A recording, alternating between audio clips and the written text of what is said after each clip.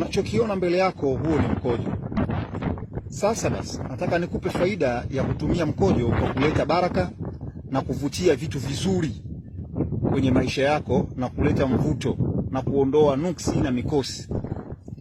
Cha kufanya, amka asubuhi na mapema kabla haujaongea na mtu yoyote wala hujafanya kitu chochote.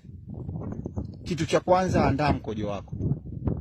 Kisha mkojo huu tumia katika kuwekea kwenye maji yako kidogo ya kuogea. Yawe maji kidogo tu, changanya. Oga. Ukimaliza kuoga usijifute. Subiri ikaukie. Utaona baraka ndani ya siku hiyo. Lakini pia unaweza ukaletea baraka kwa kunawia mkojo huo asubuhi. Ukanawia viganja vyako vya mkono na usoni. Alafu subiri ikaukie, alafu endelea na shughuli zako za kila siku. Utaona mafanikio makubwa katika siku husika. Kwa kifupi, mkojo una baraka nyingi, baraka nyingi, baraka nyingi sana.